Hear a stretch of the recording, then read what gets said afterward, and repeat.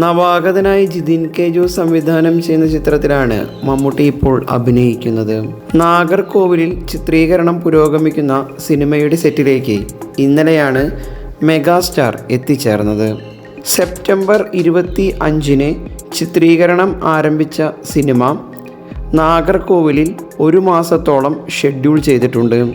അതിനിടയിലാണ് സിനിമയിലെ മമ്മൂട്ടിയുടെ ലുക്കും കഥാപാത്രത്തെക്കുറിച്ചുള്ള ചില വിവരങ്ങളും പുറത്തു വന്നിരിക്കുന്നത്. നെഗറ്റീവ് ഷെയ്ഡുള്ള കഥാപാത്രത്തെയാണ് മമ്മൂട്ടി അവതരിപ്പിക്കുന്നതെന്ന് നേരത്തെ റിപ്പോർട്ടുകൾ ഉണ്ടായിരുന്നു. മമ്മൂട്ടിയുടെ കഥാപാത്രം ഒരു സൈക്കോപാത്ത് ആണെന്നാണ് ഇപ്പോൾ ലഭിക്കുന്ന വിവരം. അതിക്രൂരനായ സൈക്കോപാത്ത് എന്ന നിലയിലാണ് മമ്മൂട്ടിയുടെ കഥാപാത്രത്തെ ഈ സിനിമയിൽ അവതരിപ്പിച്ചിരിക്കുന്നതെന്ന് റിപ്പോർട്ടുകളുണ്ട്. സമീപകാലത്ത് പുഴു, റോഷാക്ക്, ഓസ്ലർ, ഭ്രമയുഗം എന്നീ സിനിമകളിലെ നെഗറ്റീവ് ഷെയ്ഡുള്ള കഥാപാത്രങ്ങളെ അവതരിപ്പിച്ച് മമ്മൂട്ടി കയ്യടി നേടിയിരുന്നു.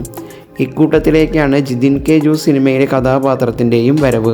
ദുൽഖർ സൽമാൻ ചിത്രമായ കുറുപ്പിൻ്റെ സഹതിരക്കഥാകൃത്തായ ജിതിൻ കെ ജോസ് ആദ്യമായി സംവിധാനം ചെയ്യുന്ന ചിത്രത്തിൽ വിനായകനും ശ്രദ്ധേയമായ വേഷം അവതരിപ്പിക്കുന്നു. സൈക്കോളജിക്കൽ ക്രൈം ത്രില്ലർ റോണറാണ് ചിത്രം.